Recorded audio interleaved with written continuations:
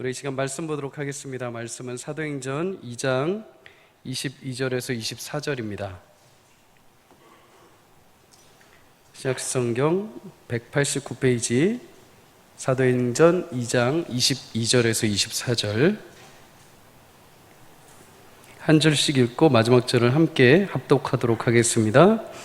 이스라엘 사람들아, 이 말을 들으라. 너희도 아는 바와 같이 하나님께서 나사렛 예수로 큰 권능과 기사와 표적을 너희 가운데서 베푸사 너희 앞에서 그를 증언하셨느니라.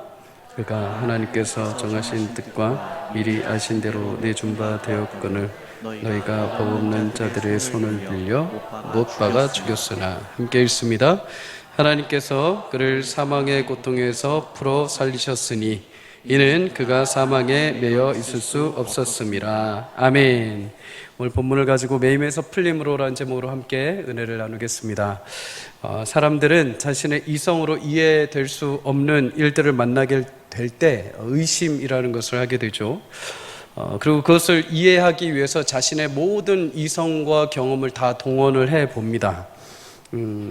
절기를 지키기 위해서 예루살렘에 올라온 경건한 유대인들, 그들은 올라오자마자 한 번도 이전에 경험해보지 못한 현실과 마주하게 됩니다. 베드로와 무리들이 일어나서 각 나라의 방언으로 하나님의 크심과 위대하심을 선포하는 모습을 보게 되죠. 이 현상을 납득하기 위해서 또 이해하기 위해서 이들이 취한 방법은 베드로와 무리들이 술에 취했다라는 이야기입니다. 하지만 그렇게 모든 것을 동원해서 자신의 이성과 자신의 어떤 생각으로 합리화를 하려 해도 납득이 될 수 없는 것들이 이 세상에는 무궁무진합니다. 왜 선하게 사는데 안 좋은 일이 발생을 하는가? 왜 이런 일이 나에게 생기는가? 왜 질병이 생기는가? 왜 사람은 언제 태어나고 언제 그렇게 갑자기 죽는가? 아무리 이해하려 해도 이해될 수 없는 것, 우리가 생각으로 납득할 수 없는 것들이 난무합니다. 그 중에서 가장 이성적으로 합리적으로 결코 이해될 수 없는 것이 하나 있습니다. 그것은 하나님의 구원의 역사입니다. 죄인이었던 우리를 위해서 하나님은 자신의 독생자 예수님을 보내주시고 그 십자가의 죽으심으로 그 사랑을 확증하신 줄 믿습니다. 이 사랑은 결코 세상에서 과학으로 해결될 수가 없습니다. 이것은 이성적으로 합리적으로 납득시켜서 될 일은 결코 아닙니다. 간혹 전도를 하거나 복음을 전할 때 보면은 사람들이 가장 이해되지 않는 부분이 이런 부분들입니다. 하나님이 당신을 사랑하십니다. 그리고 당신을 위해서 독생자 예수님을 보내주시고 구원하셨습니다. 그런데 이거를 들으면 사람들이 처음에는 의아해합니다. 일단 첫 번째, 내가 왜 죄인이냐는 것이죠. 그리고 두 번째는 도대체 하나님이라는 존재가 누구기에 자신의 사랑하는 아들까지 죽이면서 나를 살리셨냐라는 것입니다.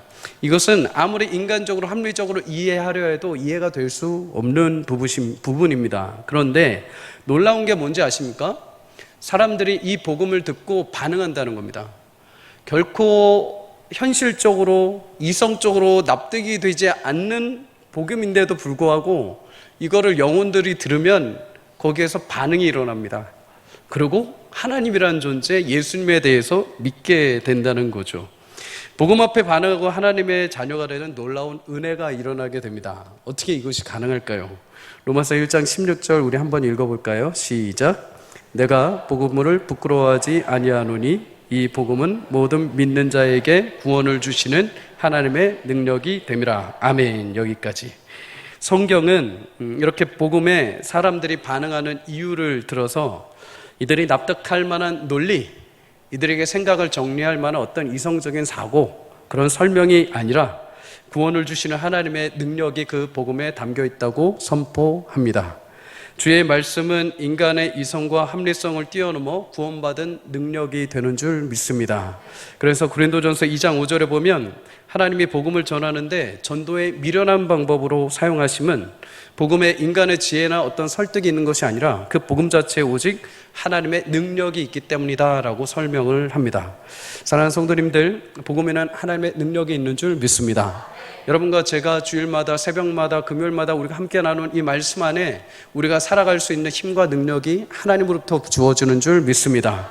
말씀 자체에는 하나님의 능력이 살아 운동력 있고 좌우의 날선 어떤 것보다도 예리해서 우리의 모든 골수와 모든 관절을 찔러 쪼갭니다.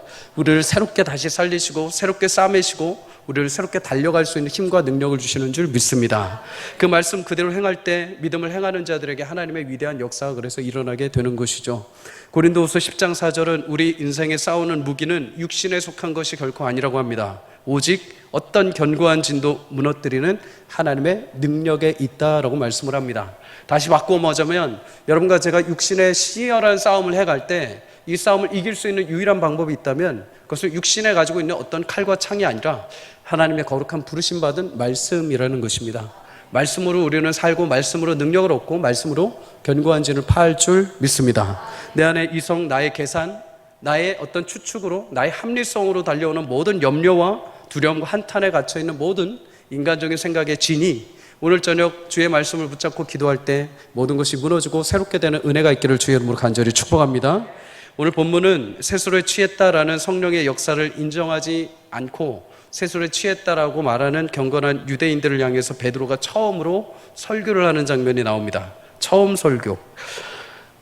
방언으로 수많은 사람들의 말을 하나님의 큰 일을 막 증거했던 사람들의 모습을 듣지 않고 이해되지 못했던 사람들에게 베드로가 설교를 합니다. 그렇다면 여러분이 베드로라고 한다면 이 사람들한테 뭐라고 설명을 하시겠습니까? 놀라운 방언의 역사를 보고도 믿지 않고 술에 취했다고 말합니다. 그러면 우리는 상식적으로 좀 더 그럴듯한 뭔가를 더 내세워야 되지 않겠습니까?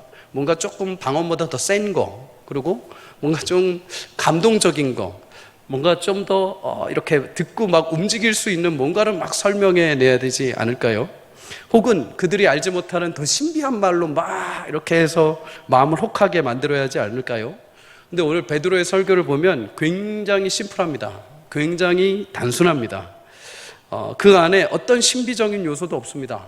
이걸 딱 듣고 납득할 만한 또는 합리화할 만한 말도 없습니다. 그런데 신기하죠? 이 말을 듣고 많은 사람들이 우리 2장 후반부에 가면은 첫 번째로 3,000명이 회심하고 돌아오는 역사가 일어나게 됩니다.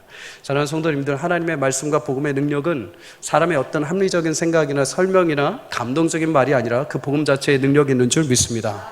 여러분, 그 복음 자체의 능력을 확신하시고 매일같이 말씀 앞에 서실 때 이 말씀이 지금 내게는 딱딱할지라도 나를 새롭게 하시고 나를 변화시키시고 나를 힘주시는 주님의 거룩한 도구가 되는 줄 믿습니다. 그렇게 베드로가 설교한 그 안에 도대체 어떤 비밀적인 요소가 있길래, 어떤 우리의 기독교적인 신앙의 가장 원색적이고 가장 강력한 복음의 능력이 있길래 어떻게 그 투박한 설교를 듣고 3,000명이라는 사람이 초반에 이렇게 돌아오게 될까요? 우리는 오늘 베드로 설교를 통해서 기독교 신앙의 핵심이 되는 두 기둥을 발견을 하게 됩니다. 첫 번째는 하나님은 예정하심을 따라 하나님의 아들 예수님을 인간의 가장 낮은 자리까지 보내주신 줄 믿습니다. 사도행전 2장 22절 이렇게 읽습니다. 다 함께 읽어봅니다. 시작. 이스라엘 사람들아, 이 말을 들으라. 너희도 아는 바와 같이 하나님께서 나사렛 예수로 큰 권능과 기사와 표적을 너희 가운데서 베푸사 너희 앞에서 그를 증언하셨느니라. 아멘. 예수님은 3년 동안의 큰 권능과 기사와 표적으로 그의 공생의 사역을 진행하셨습니다.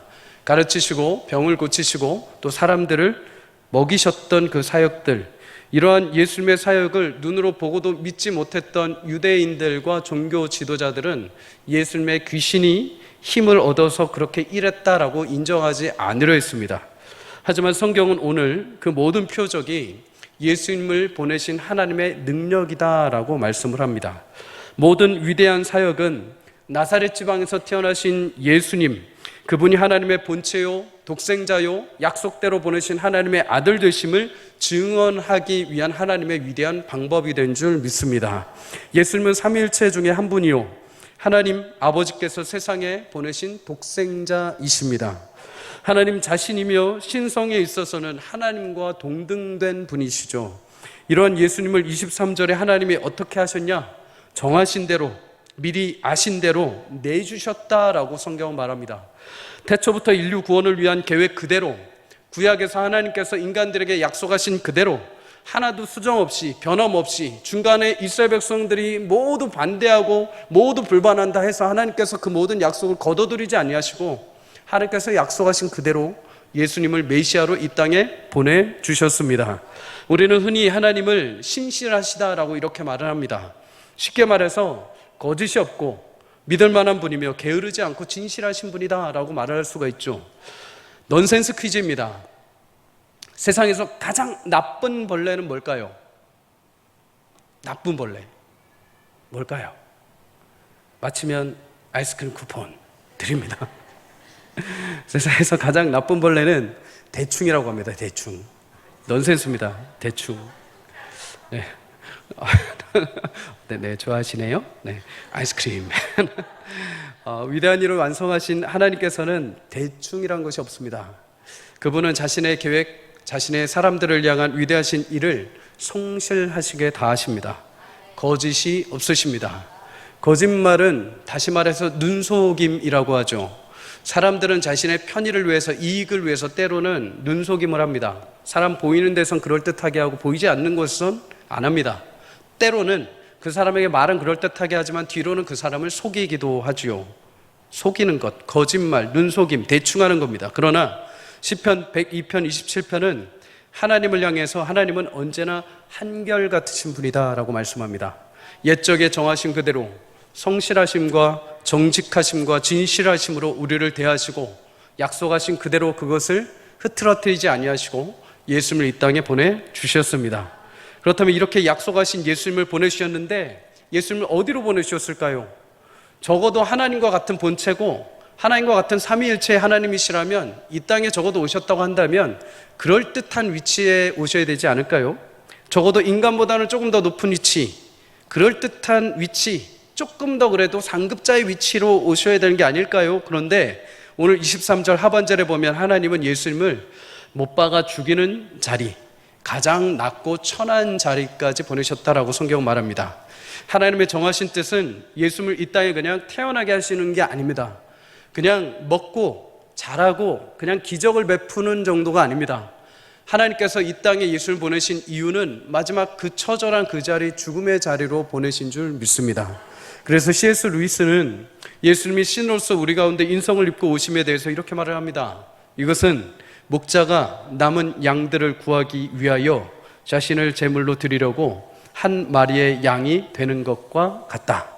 예수님 자신이 우리 인생에 자신의 마음대로 길을 간 어수룩한 양들을 위해서 자신 스스로가 희생제물이 되시기 위해서 친히 양처럼 이 땅에 오셨다는 것이죠.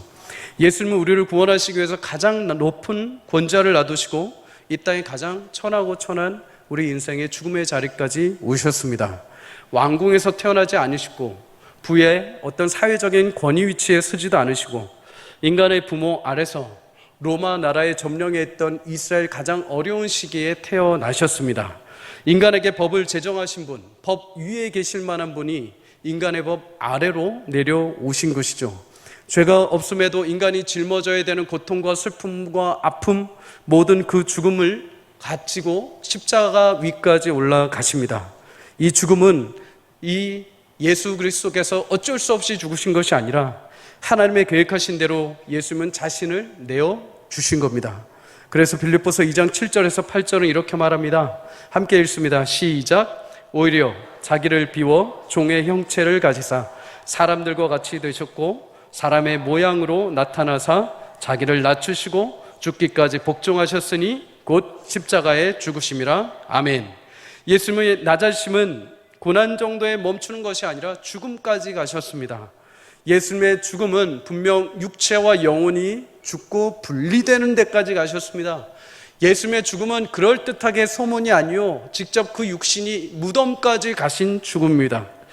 인간의 모든 죄로 인해서 마지막 그 사망의 무덤의 자리까지 예수님은 스스로가 매이신 겁니다.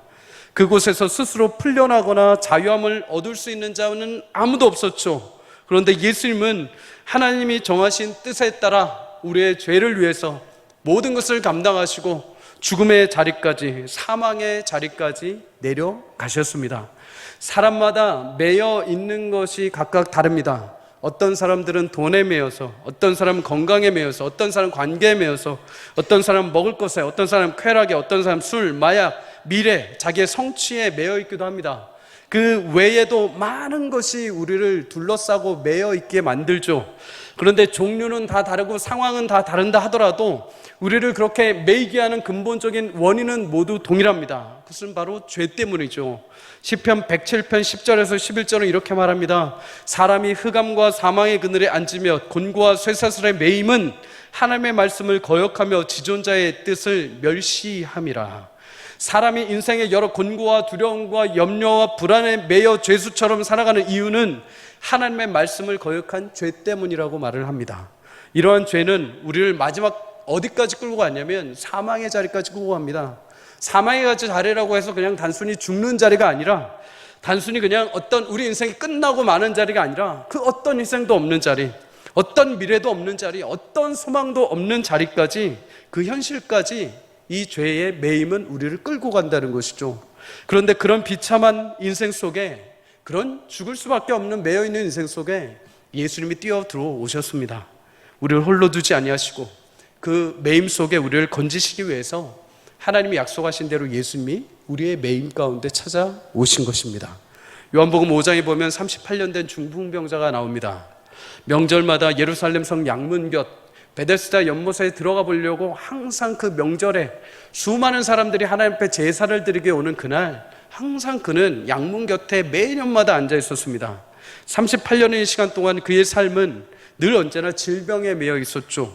한탄과 좌절, 어느 누구도 자신을 들어서 저 베데스다 못에 들어다 넣어주지도 않는 비탄과 원망에 그는 매여 있었습니다. 어느 누구도 자신에게 관심을 가져주지 않았고, 심지어 저 천사가 연못에 동할 때 들어가면은 치유된다는 전설 속에 그는 매여 있었습니다. 자신의 힘으로, 누군가의 힘으로, 심지어 전설로서 결코 치유될 수 없고 회복될 수 없는 가장 낮고 천한 위치에 그는 매여 있었죠. 그러나 그런 인생 가운데 예수님이 찾아가십니다. 그리고 그 병에 오래된 것을 보시고 예수님이 딱 한마디 하십니다. 일어나 내 자리를 들고 걸어가라. 인생에 매여있던 육신의 질병뿐만 아니라 그를 둘러싸고 있던 38년 동안의 모든 병의 원망과 모든 한탄과 모든 좌절을 예수님은 단 한 번에 찾아가셔서 그를 해방시켜 주셨습니다. 사랑하는 성도님들, 인생에 매여있는 부분들이 있습니까? 풀리지 않는 인생의 숙제 같은 것, 과거의 상처와 아픔으로 인해서, 혹은 알 수 없는 미래에 대한 두려움과 염려로 인해서 내 가정에, 내 사업장에, 내 자녀들 향해서, 우리 부부관계에 있어서 여전히 실타래처럼 뭉쳐있고 풀리지 않는 매여있는 것들이 있습니까? 내가 죽는 것, 사망하는 것은 알지라도 사망의 음침한 골짜기를 가는 것처럼 힘겹게 매일 하루하루 매여가지고 살아가시는 분들이 있습니까? 그 골짜기에 주님의 함께 하심을 믿으시길 주의 이름으로 축복합니다.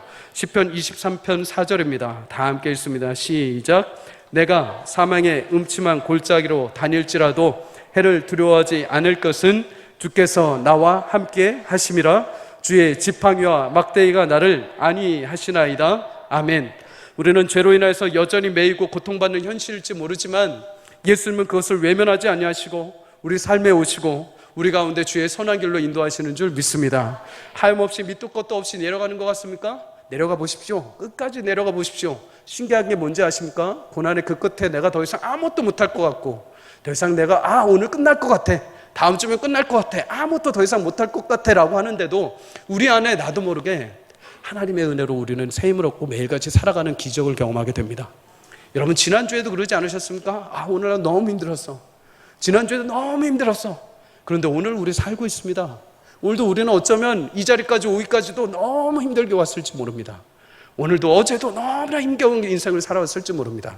그런데도 여러분 내일을 살아가고 있죠. 내일 모레도 살 것이고 다음 주에도 살 것입니다. 이것이 어떻게 그냥 그저 살아가는 것입니까? 여러분 붙잡고 계신 여러분을 자유케 하시며 여러분 인생 가운데 오신 예수 그리스도의 은혜인 줄 믿습니다. 우리는 마치 내 힘이 내 힘대로 그냥 살아내지는 것 같죠? 그저 사라지는 대로 살아가는 것 같죠? 아니요, 그러지 않습니다. 하나님께서는 예수 그리스도로 옷 입은 모든 자들의 인생을 그가 어디에 있든지 간에, 어떤 현실에 있든지 간에, 어떤 삶의 골짜기에 있든지 간에 그와 함께 하시고 우리가 가는 곳곳마다 주의 지팡이와 막대기로 선한 길로 인도하시는 줄 믿습니다. 그 주께서 오늘도 우리를 살게 하실 줄 믿습니다. 그 주님이 여러분을 내일도 살게 하실 것입니다. 내일 모레 다음 주에도 다시 힘있게 주의 손으로 여러분을 붙잡으셔서 매여있는 구속에서 건져내 주시고 하나님의 영광스러운 자녀로 빛나게 살아내게 하실 줄 믿습니다. 그 주님이 내 삶 가운데 함께 하심을 확신하며 여러분 매여있는 인생 속에 그저 포기하지 말고 좌절하지 말고 믿음으로 다시 한 걸음 일어나 주와 함께 걸어갈 수 있기를 주의 이름으로 축복합니다. 마지막 두 번째로 예수님은 부활하시고 가장 높은 영광의 자리에 임하신 줄 믿습니다. 사도행전 2장 24절 다 함께 읽습니다. 시작. 하나님께서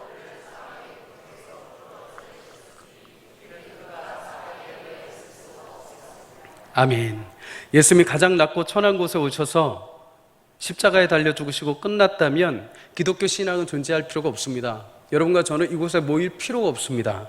하지만 하나님은 기독교 신앙의 가장 위대함, 예수 그리스도의 부활을 우리 가운데 선물로 주셨습니다. 예수님의 부활에 대해서 구약의 많은 선지자들이 하나님을 통해서 예언을 해왔습니다. 그 중에 베드로는 오늘 위대한 왕이었던 다윗을 선지자라고 말하면서 그가 고백했던 시편 16편을 인용을 합니다. 그 내용이 사도행전 2장 25절에서 28절, 오늘 우리가 읽지는 않았지만 그 뒤에 내용에 담겨 있습니다. 다윗은 시편 16편에 자신의 시 속에 예수님의 관점으로 시를 고백하게 됩니다. 내가 항상 내 앞에 계신 주 곧 하나님을 보며 그가 나를 요동치 않게 내 우편에 계시며 내 마음이 기쁘고 내 육체도 희망이 있으리니 이는 내 영혼을 음부에 버리지 않고 거룩한 자로 썩음을 당하지 않게 하실 것이기 때문이다. 어떻게 보면 다윗의 고백처럼 들리죠. 다윗이 그냥 내 주 하나님 앞에 하나님이 나를 썩지 않게 하실 것이다. 유대인들이 들었으면 분명 이거 다윗의 고백이다 라고 얘기를 했을 겁니다. 그래서 베드로는 이것이 다윗의 고백이 아니라 이것이 다윗이 먼 훗날 자신의 후손으로 태어나실 메시아 예수님의 부활을 고백한 것이다 라고 증명을 합니다. 어떻게 해요? 다윗이 그렇게 고백했다면 다윗은 썩지 않고 죽지 않았어야 한다는 것이죠. 그런데 다윗은 우리 모두가 아는 것처럼 죽고 장사되었습니다. 그의 육체는 썩음을 당했죠. 그러기에 이 시는 다윗이 자신을 고백한 것보다 자신의 미래에 보게 될 예수 그리스도의 부활의 고백을 말했다라고 오늘 사도행전 2장에서 증거로 이야기를 합니다. 이뿐만이 아닙니다. 다윗은 단순히 예수님이 부활하시는 것에 그치는 것이 아니라 그가 마침내 하나님 우편에 앉아 주와 그리스도가 되셨음을, 왕의 왕이 되셨음을 고백을 합니다. 사도행전 2장 34절에 35절을 이렇게 말하죠. 다윗은 하늘에 올라가지 못하였으나 친히 말하여 이르되 주께서 내 주에게 말씀하시기를 내가 내 원수로 내 발등상이 되게 하기까지 너는 내 우편에 앉아 있으라 하셨도다 하였으니, 여기서 주께서 내 주에게 말씀하시기를 이라고 할 때 주는 하나님이시오 내 주는 예수 그리스도이십니다. 내 하나님께서 내 예수님께 말씀하시기를 내 원수가 너의 발등상에 되게 하기까지 너 예수는 나 하나님 우편에 앉아 있으리라 하셨다라고 그 고백을 하는 것이죠. 주라는 호칭, 이것은 예수님의 가장 중요한 호칭 중에 하나입니다. 주, 구약에서는 하나님을 부를 때 주라고 하기도 했고 신약에서는 예수님을 지칭할 때 주라고 하죠. 빌립보서 2장 9절에 보면은 이 이름을 모든 이름 위에 뛰어난 이름이다 라고 위대한 선언을 하게 됩니다.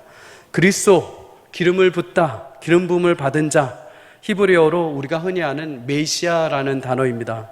구약에서 그토록 이들이 대망하고 기다렸던 메시아, 그리스도, 그가 곧 하나님이 보내신 예수이시오. 그리고 너희가 십자가에 그분을 죽였지만 하나님께서 그를 다시 살리시고 높이셔서 영광스러운 보좌에 앉히시어 지금 온 민족과 나라 열방을 통치하고 계신 만왕의 왕이 되셨다라고 선포를 합니다. 여러분, 그런데 이 위대한 예수 그리스도를 사망에 매여 있을 때 풀어주시고 다시 살게 하시고 위대한 왕의 자리에 오르게 하신 분이 누구라고 합니까? 32절에 보면 이 예수를 하나님이 살리셨다라고 말씀을 합니다. 예수님은 하나님의 선하신 뜻을 따사 자신의 인간의 비참한 자리까지 내려오셨습니다. 세상의 법정은 예수님을 향해서 사형을 선고했습니다. 사망이 예수님을 덮고 끝나는 것 같았습니다. 하지만 그렇게 인간 세계의 법정은 예수님에게 사형을 선고했지만 인간 세계의 법정보다 더 높은 최고의 법정인 하나님의 법정에서의 판결은 뒤집어지게 되죠. 세상은 죄 없으신 예수님을 죽였지만 하나님은 예수님을 사흘 만에 그 사망에서 해방하시고 부활의 놀라운 영광으로 다시 살아나게 하셨습니다. 히브리서 4장 15절은 예수님이 우리와 똑같이 시험을 받으신 이지만 죄가 없으시다라고 말씀을 합니다. 예수님은 분명 우리 죄 때문에 죽으셨습니다. 그런데 죄가 예수님을 포박하고 붙잡을 수 없었던 이유는 예수님이 죄가 없으셨기 때문입니다. 죽음이 잠깐 예수님을 죽이고 덮는 것 같았을지 모르지만 죽음은 예수님에 대해 아무런 권한이 없습니다. 예수님이 죄가 없기 때문이죠. 그래서 예수님의 부활은 그의 무죄함을 드러내는 증거요, 그 부활을 통해서 예수님과 연합된 이제 우리 모두 또한 죄에서 자유함을 얻게 되었고 이제 육신의 죽음을 넘어 영원한 부활의 영생을 얻게 된 줄 믿습니다. 그래서 헤르만 바빙크라는 신학자는 이렇게 말합니다. 만일 그리스도께서 몸으로 살지 못하셨다고 말한다면 죄악과 죽음의 세력을 잡은 자 마귀가 정복되지 않았다는 말이 된다. 그렇다면 승리자는 그리스도가 아니라 사단이라는 말이 성립된다. 그리스도께서 다시 살으셨다는 부활신앙이 아니었다면 기독교 교회가 존재할 수 없었다. 사랑하는 성도님들, 하나님이 이렇게 위대하신 약속을 따라 진실하게 예수님을 보내주시고 그 사망의 권세에서 풀어내어 우리에게 이제 그 증표로 성령을 보내주신 줄 믿습니다. 예수님을 따라 우리 인생도 보냄을 받은 자로 죄의 매임에서 풀어 영원한 부활의 소망을 품은 자로 이 땅을 살게 하신 줄 여러분 확신할 수 있기를 주의 이름으로 축복합니다. 성경 속 인물 중에 요셉처럼 인생이 꼬인 사람 없습니다. 요셉처럼 인생이 매여버린 사람은 없죠. 그런데 성경은 그의 인생을 가리켜서 매여있던 자, 꼬인 자, 그리고 그 인생을 가리켜서 망한 자 이렇게 말하지 않습니다. 오히려 성경은 그를 향해서 형통한 자다라고 성경은 말합니다. 어떻게 이러한 표현이 가능한가? 창세기 39장 2절에 3절에 보면 공통적으로 그의 인생, 그의 삶에 매일같이 반복되는 게 있습니다. 여호와께서 요셉과 함께 하셨다. 결국 인생의 매임과 풀림은 어떤 문제가 해결되는 것이 아니라 그 상황에서 누구와 함께 하느냐가 중요한 것입니다. 요셉의 삶은 현실적으로 분명히 매이고 꼬여있는 삶이었지만 그 현실에 하나님이 함께 하셨기에 그가 걸어가는 삶, 그가 있던 감옥, 그 현장 속에 하나님께서 형통하게 하신 삶의 은혜를 누리게 된 줄 믿습니다. 그래서 그가 국무총리가 되었을 때 그는 자신의 삶을 가리켜서 이렇게 고백을 합니다. 창세기 54장 5절의 하반절에 하나님이 생명을 구원하시려고 나를 당신들보다 먼저 보내셨다. 인생의 눈으로 보면 꼬이고 매이고 버려진 자처럼 보였지만 그는 자신의 인생이 꼬인 자가 아니라 보냄을 받은 자라고 말을 합니다. 하나님으로부터 보냄을 받은 자. 오늘 본문을 보면 예수님도 마찬가지죠. 예수님의 인생을 보면 꼬일 대로 꼬이신 분이죠. 지극히 높으신 보좌에 계시던 분이 갑자기 어느 날 인간들의 죄 때문에 지극히 천한 인간의 옷을 입고 오셨습니다. 인간의 옷을 입은 것뿐만 아니라 최하의 하층면에 살아가시고 아무 힘도 없이 그냥 십자가에 달려 죽으실 수밖에 없었습니다. 그런데 예수님의 인생이 꼬이고 매일 수 없었던 단 하나 이유가 있습니다. 하나님의 약속 가운데 예수님을 구원의 귀한 통로로 보내주셨습니다. 하나님의 보냄을 받은 자, 하나님은 그를 살리시고 영광스럽게 다시 부활의 놀라운 왕으로 세워주셨습니다. 우리는 여기서 한 가지 깨달음을 얻게 됩니다. 우리 인생도 매임 속에서 풀리는 한 가지 원리, 그것이 무엇이냐? 나의 삶은 하나님으로부터 보냄을 받았다는 것을 확신해야 된다는 것이죠. 내가 이 땅을 그냥 매일같이 정처 없이 살아가는 인생이고 하나님 그냥 나를 단지 도와주시는 분 정도로 인간을 생각하면 우리는 매일 삶에 매일 수밖에 없습니다. 그러나 우리 현실 속에서도 매일같이 우리 인생이 꼬여있을지라도 하나님이 요셉을 미리 보내신 것처럼 예수님을 이 땅에 약속하신 대로 보내신 것처럼 신자 나의 삶은 하나님이 보내신 자요, 하나님께서 하나님의 뜻을 이루시기 위해 보내신 자라는 확신을 가질 때 우리 삶은 어떤 상황에서도 매이지 않고 하나님께서 주시는 형통의 삶을 살아가게 되는 줄 믿습니다. 인생에 풀리는 여건과 조건들은 하나님께서 어떤 것을 이루어 주신 것도 있지만은 어떤 현실 속에서도 하나님이 나와 함께 하신다는 확신을 가질 때 우리는 매여 있지 않고 풀리는 삶을 살게 됩니다. 강남중앙침례교회 담임 최병락 담임 목사님이 후배 이야기를 하신 적이 있습니다.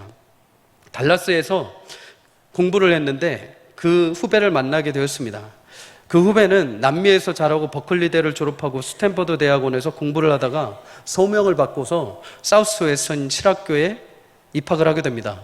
열심히 공부를 해서 전도 유망한 사역자가 되죠. 근데 신학교를 다니다가 20대 때 젊은 나이에 순식간에 몸이 마비되고 심장까지 마비되는, 죽게 되는 급성 루게릭병에 걸리게 되었다고 합니다. 미국에서 치료가 어려워서 급하게 한국으로 이제 돌아오게 됩니다. 한국에 돌아왔을 때 그는 미국에 살던 사람이기 때문에 한국에 어느 누구도 아는 사람도 없고 자신이 마치 병실에서 버려진 것 같았다고 합니다. 내가 하나님을 위해서 열심히 나의 잘 나가던 모든 것들을 버려놓고 하나님을 위해서 신학교에 들어가고 열심히 공부를 했는데 마지막 끝끝에 이 병실에서 마치 버려진 것 같은 인생처럼 느껴졌다고 합니다. 심지어 자신의 의사조차도 와서 이 병은 신밖에 고칠 수 없는 병이라고 할 정도로 모두가 다 포기한 순간이었습니다. 그러다 이 목사님은 인생의 모든 것을 꼬이고 매인 것 같은 그 순간 자신이 버려진 자가 아니라 보냄을 받은 자라는 것을 기억하게 됩니다. 내가 열심히 살다가 내 잘 나가는 인생, 나의 학부, 나의 대학교 이런 인생 속에 하나님께서 나를 보내시고 부르시고 나를 보내셨지라는 확신을 가지고 신학교에 갔던 것을 다시 기억을 하기 시작한 거죠. 그래서 내가 병상에서 그냥 단순히 그냥 시간 없어 죽는 자가 아니라 이 병상에서조차도 내가 보냄받은 자를 살다 가야겠다. 그래서 병동을 다니면서 이 사람 저 사람에게 오늘 내일 하는 사람들에게 복음을 전하기 시작합니다. 짧은 시간 얼마나 될지 모르겠지만 나는 그냥 시간이 없어 병약해서 그냥 살다 죽은 자가 아니요 보냄을 받은 자라는 사명을 가지고 살다가 나는 가고 싶다라는 마음으로 열심히 복음을 전하게 되죠. 그런데 놀랍게도 보냄받은 자의 삶을 하나님께서 기뻐하셨는지 급성 루게릭병의 진도가 점점 멈추어지기 시작했다고 합니다. 그리고 마지막에는 그 병이 깨끗하게 낫게 된 것이죠. 병원 의사가 이 목사님을 보면서 딱 한마디 했다고 합니다. 이거는 신이 고쳐진 것밖에 말이 안 됩니다. 이건 사람이 고친 게 아니라 자연적으로 치유된 게 아니라 이건 신만이 고칠 수 있는 겁니다. 신이 고친 겁니다. 그리고 다시 달라스로 돌아가서 신학교를 마치고 지금은 캘리포니아에서 담임 목회를 하고 계시다고 합니다. 사랑하는 성도님들, 내 인생이 꼬인 것 같고 매여 있는 것 같을 때마다 나를 위해서 하나님께서 예수님을 보내시고 부활하셔서 그 사명을 완수하심으로 우리를 영광스럽게 하나님의 형통한 자로 삼아주심을 기억하시길 주의 이름으로 축복합니다. 그리고 나 또한 그리스도의 이름으로 이 땅에서 보냄을 받은 자로 확신하십시오.